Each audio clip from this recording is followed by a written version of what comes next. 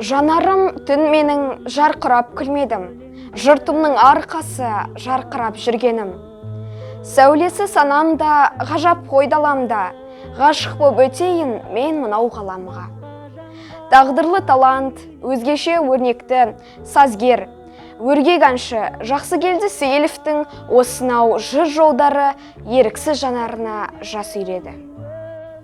Жақсы келді Уәлиұлы Сейілов 1949 жылы Қарағанды облысы Ұлытау ауданы Алғабас ауылында дүниеге келген.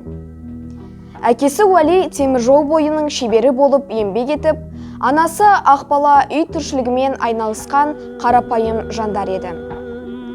Жақсы келді Сейілов 6 айлығында шешекпен ауырып, көру қабілеті мүлде төмендеп, мүгедек болып қалады. 8 айлық кезінде анасынан айырылды.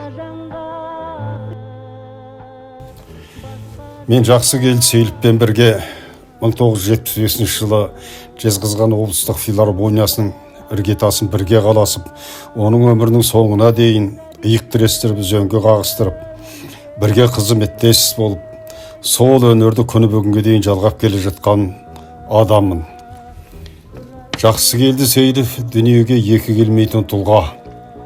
Бұл әнші, дүлдүл сазгер, өнердің айбозы мақтангері, өнерді өзінен де жоғары қойған, тек өнерімен ғана өмір сүрген,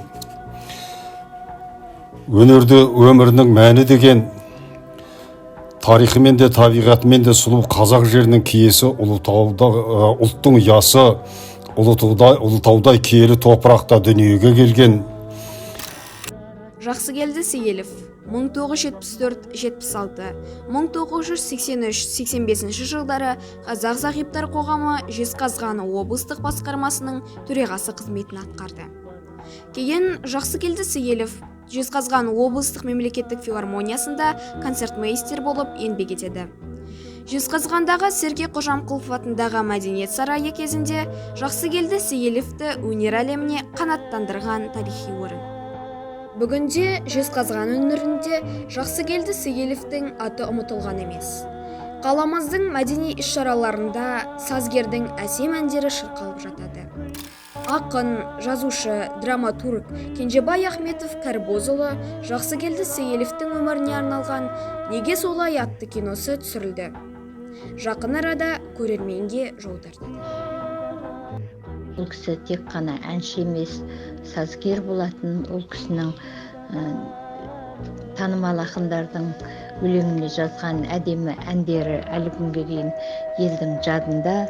Ол кісінің атақты ақын Тұманбай Молдағалиевтің өлеңінде жазылған «Кездесу» деген әні, Аманжол Шамкеновтың сөзіне жазылған «Ана туралы баллада», «Неге солай» деген әндері, Кәкімбек Салықовтың сөзіне жазылған «Жезкиік» әні, жергілікті ақын Сайлаухан Мәкеновтің сөзіне жазылған «Ұлытау» әні әлі күнге дейін қазақ сахнасында жүрген әншілердің репертуарынан түскен емес.